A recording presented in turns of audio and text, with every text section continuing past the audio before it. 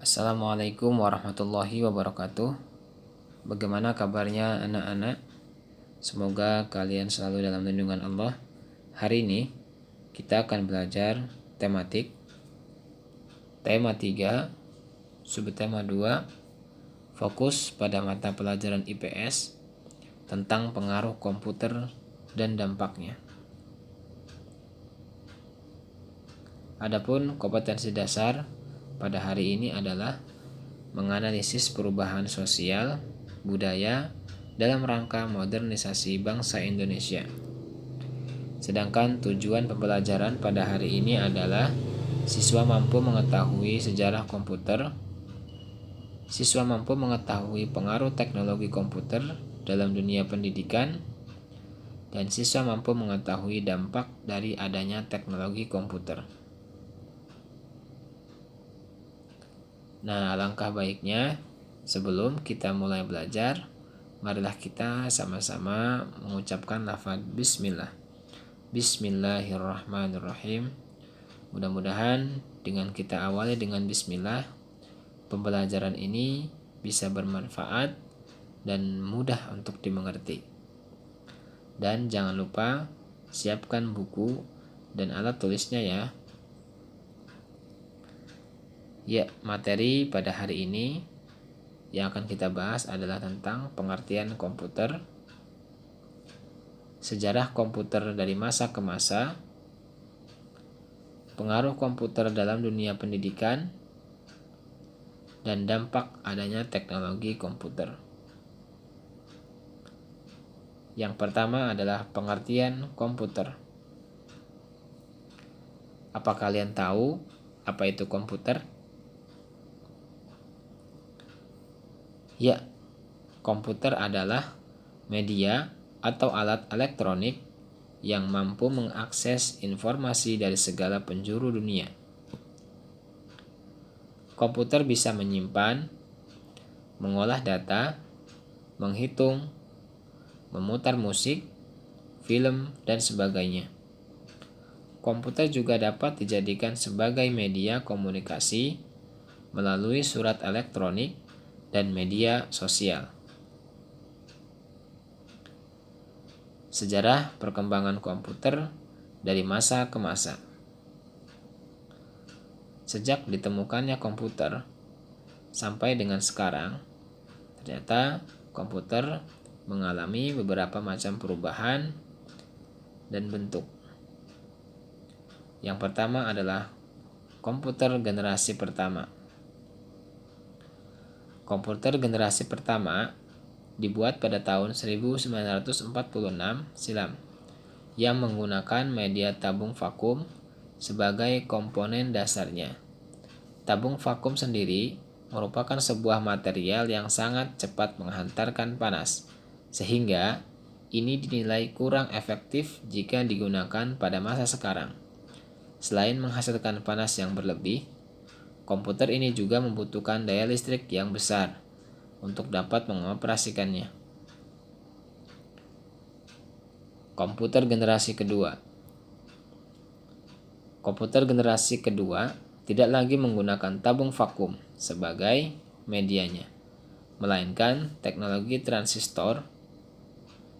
Teknologi transistor digadang-gadang adalah cikal bakal dari terciptanya komputer ini. Berbeda dengan tabung vakum yang berukuran besar, transistor sendiri memiliki ukuran yang cenderung lebih kecil, serta tidak menghasilkan panas yang berlebih. Dengan menggunakan transistor, otomatis perangkat komputer yang diciptakan bisa berbentuk lebih kecil dibanding sebelumnya. Komputer generasi ketiga. Komputer generasi ketiga ini sudah tidak lagi menggunakan transistor, apalagi tabung vakum, melainkan telah beralih menggunakan teknologi Integrated Circuit atau ICS. Meskipun demikian, komponen transistor tidak serta-merta ditinggalkan begitu saja, tapi masih dipakai untuk membantu kinerja generasi ketiga ini. Dan yang pasti, transistornya sendiri tidak lagi berukuran besar, namun sudah diminiaturkan dan diletakkan pada IC satu buah IC itu sendiri dari beberapa transistor, resistor, dan kapasitor. Komputer generasi keempat. Komputer generasi keempat adalah komputer berjenis mikroprosesor yang bahkan masih digunakan hingga sekarang dan yang masih kita lihat pada umumnya. Mikroprosesor sendiri menggabungkan beberapa komponen menjadi satu dalam chip yang kecil. Chip tersebut terdiri dari ribuan transistor dan elemen sirkuit lainnya yang dihubungkan menjadi satu. Artinya, secara otomatis, hal itu juga membuat sebuah komputer berukuran lebih kecil. Kita mengenal bahwa ilmuwan yang pertama kali menemukan komputer adalah Charles Babbage, yaitu pada tahun 1791. Akan tetapi, jauh sebelum itu, seorang insinyur muslim terkemuka bernama Al-Jazari mampu menciptakan jam istana atau castle clock, sebuah jam astronomi. Jam yang ditemukan tahun 1206 Masehi itu diyakini sebagai komputer analog pertama yang bisa diprogram. Jam astronomi buatan Al-Jazari itu mampu menampilkan orbit matahari, zodiak, dan bulan serta bentuk-bentuk bulan sabit. Selanjutnya adalah pengaruh komputer dalam dunia pendidikan. Pengaruh komputer dalam pendidikan. Sebagai alat elektronik, komputer mampu membawa perubahan dalam berbagai bidang. Komputer sangat berperan aktif membantu memudahkan pekerjaan manusia, termasuk salah satunya adalah dalam bidang pendidikan. Dahulu, pengetahuan hanya didapat melalui pembelajaran di kelas dengan sarana dan prasarana sangat terbatas. Kini, melalui komputer, kita dengan mudah mendapat berbagai informasi yang dibutuhkan dalam dunia pendidikan. Kemajuan teknologi ini pun membantu meningkatkan kualitas pendidikan. Selanjutnya adalah dampak positif dan negatif dari teknologi komputer. Dampak positif adanya komputer dalam dunia pendidikan. Yang pertama adalah mempermudah para guru dalam proses nilai, jadwal, dan lain-lain. Yang kedua adalah mempermudah siswa dalam mengerjakan tugas dan menambah pengetahuan dan wawasan semakin luas. Dan yang ketiga adalah informasi yang dibutuhkan akan lebih cepat diakses untuk kepentingan pendidikan.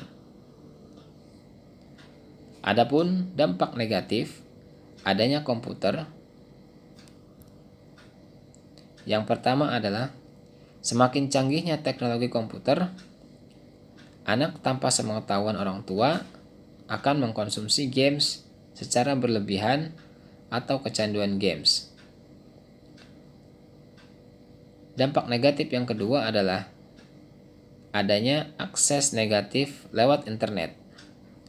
Dari mulai berita hoaks atau berita bohong, tontonan yang tidak mendidik, dan lain sebagainya. Itulah dampak positif dan dampak negatif dari adanya komputer. Nah, setelah tadi kita tahu mulai dari sejarah adanya komputer, penemu komputer, pengaruh komputer terhadap pendidikan, serta dampak positif dan dampak negatif dari teknologi komputer, kita dapat simpulkan bahwasanya kemajuan teknologi jangan sampai menjadikan kita salah menggunakannya. Bijaklah dalam menggunakan teknologi, baik dalam dunia pendidikan maupun dalam bidang yang lainnya. Semoga pembelajaran hari ini dapat bermanfaat untuk kita semua. Terima kasih. Wassalamualaikum warahmatullahi wabarakatuh.